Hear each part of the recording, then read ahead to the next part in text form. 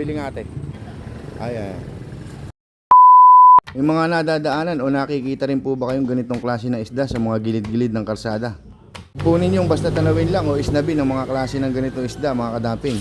Napakasarap po nito pagka natutunan nyo pagluluto. Nirito lang po natin yung ating isda para hindi siya madurog pag nilagay natin siya doon sa sarsang gagawin natin mamaya. At habang nagpiprito nga po tayo ng isda ay hiwain lang po natin yung mga aromatiko at mga materialis natin gagamitin mamaya. At bago ko pa humakalimutan ay magandang hapon nga ho pala sa lahat po ng ating mga viewers at sa lahat po ng ating mga bagong followers. Welcome na welcome po kayong lahat dito kay Kadamping Vlog. At ipapakilala ko nga lang ho pala sa inyo yung ating isda na lulutuin ngayon. Ito po ay isang uri ng karpa na nahuhuli po sa mga ilog o yung mga tubig tabang. Lumalaki rin po ito na sinlaki ng mga bata. Kwento po nung nabilang ko kanina ay tumitimbang daw po ito na hanggang 5 o 6 hanggang 7 kilo ang bawat isa. Mabalik nga po tayo sa ating pagluluto. Ayan po at pinipiga ko na yung pangalawang gata. Yan po yung una nating gagamitin sa ating paggigisa mamaya. Yung kakang gata naman po yung unang piga ng ating tinudkod na niyog ay sa huli pa po natin gagamitin. So ito nga po mga kadamping at magsisimula na po tayo sa ating paggigisa. Hinulog ko na po ang bawang, kasunod naman po ang sibuyas. Ihuhulog na rin po natin yung kamatis. Hihintayin lang po natin na mawasak yung kamatis ng husto. At hahalu-haluin lang po natin ang ating mga aromatiko. Hanggang sa tuluyan na pong mawasak yung ating kamatis, ilalagay na po natin ang ating kamote. Kamote po ang ginamit natin, inilagay na rin po natin ang oyster sauce.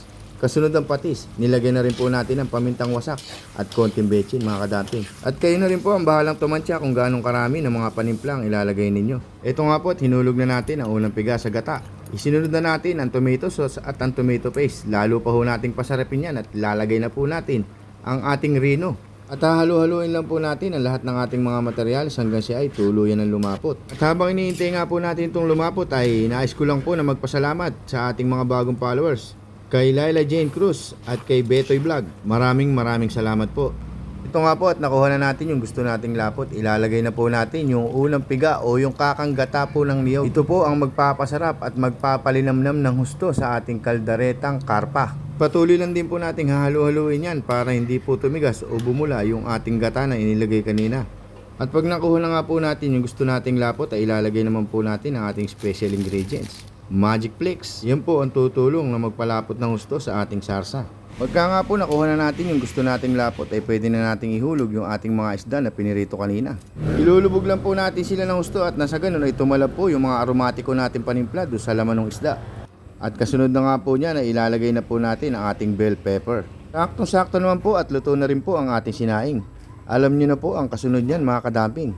Ito po at dumating na po tayo sa pinaka-exciting part ng ating video. Tikiman time na po mga kadamping. Ayan po at nakapagayak na si kadamping. Ayun, first bite. Kung umabot ka naman sa dulo ng aking video ito, baka pwede naman po maglambing ng isang like, isang share at pakipollow na rin po ang ating Kadamping Vlog. Hanggang dito na lamang po mga kadamping at I love you all.